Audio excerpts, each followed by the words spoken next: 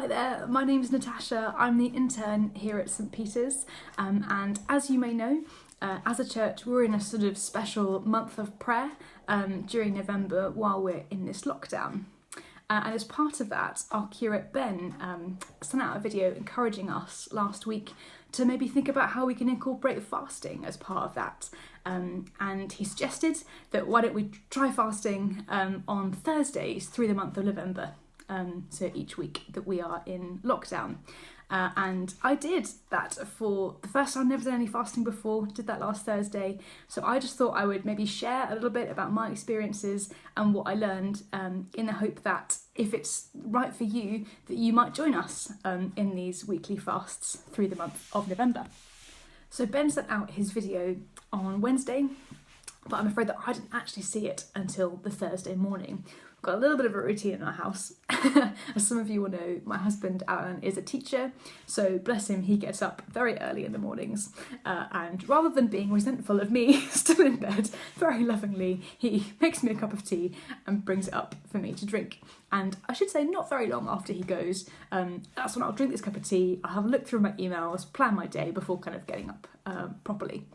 And it was in the course of that where I saw the video from Ben. I thought, yes, great, I'm super up for fasting, let's do it, I'm ready to go. And then looked to my right and saw the cup of tea that I had just drunk. And I thought, oh no, is my fast over before it's begun? And what do I do? Like, I haven't thought about this. Do I just drink water today? Can I drink anything? What's the deal? So I messaged our staff team WhatsApp, which is supposed to just be for social things rather than work, but I messaged saying, help, I've drunk a cup of tea. And Libby very graciously responded, it's not about the tea, the point isn't the tea, the point is that today is for you to connect with Jesus. So whatever is going to help you to do that best, that's the right decision to make. So which was very helpful. Okay, I thought, great, I'm fine with the tea I've drunk. I don't need to carry any guilt about that. It's fine. So I've decided that today, drinks are fine, but food is not fine. And that's my rule. I feel very happy. Can go through my day focusing nicely on God. Which was all fine until about 2 o'clock when I did start to get really very hungry.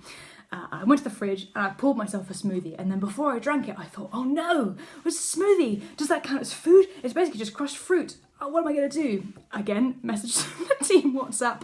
Again, Libby very graciously, not about the smoothie, the point isn't the smoothie. I'm sure you'll be fascinated to hear that I did in fact choose to drink the smoothie.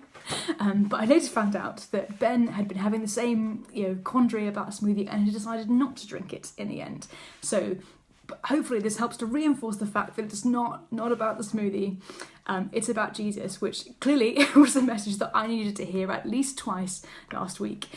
So perhaps that will resonate with someone else as well. And the other thing I would say is that it might be beneficial just to do a little bit of planning. Now, I didn't know this was the sort of thing that I was going to need to think about ahead of time. I know that now, so now I can be clear about what I am and am not going to fast. To be fair, it is hard to see how I could have done any less planning than I did last week, but I do think that the point still stands. The second thing I would say is that it's a really good thing to do in community fasting. So, as I say, about 2 o'clock when I was feeling pretty grumpy and sorry for myself, I was able to message Beth Perkins and say, I'm really hungry, I'm really struggling, you're doing the same sort of fast as me, help. And she was able to message back and talk about actually the benefits that she'd had through her day, and she asked me if I had seen anything that was good. And I was able to go, oh, actually, actually there have been these good things that have come out of today already. Just for example, I was so surprised by the amount of energy that I actually had in the day. Like I really felt like I was able to work in all things like I was working for the Lord. And I wouldn't normally feel really close to Jesus just doing the laundry. So that was a really good thing. I don't think I would have properly acknowledged those benefits if I hadn't had Beth there to ask me about them. So I'd really recommend finding someone who is going to do the same sort of fast as you and encouraging each other in that, partly because it helps you to complete the fast that you set out to complete, but also just because community is a good thing. If this is a way that we can bring people together in these weird times, then quite frankly I think we should go for it. I felt really close spiritually to everyone that I knew was fasting last week, and so to be honest I'd recommend it for that even if nothing else. in the end, I ended up fasting breakfast and lunch that day, partly because, as I said, I'd come to it a little bit late, and I would have felt quite cheeky for Alan to come home from a long day at work and just say, oh, by the way, there's no dinner. So we did eat dinner. And actually, I was really surprised by how spiritual and experienced dinner was for me. I know that sounds a bit woo, but actually I really felt intentional about what I was choosing to do with my body and my time. I really felt like it was a choice to eat, which was really nice, because I'd worried that I would just be so greedy by that point in the day that I would feel like I didn't have a choice, or that, because sometimes I know I can get into a bit of a routine of, oh, well, I eat dinner because just that's the next thing that I do with my day. And it didn't feel like that at all. I felt like I really understood a bit more of the difference between wanting something and needing something. And yes, I was still choosing to eat dinner, but I didn't need it. Actually, the only thing that I really need is Jesus, and I kind of got that in a bit more of a way last week. So that was really good.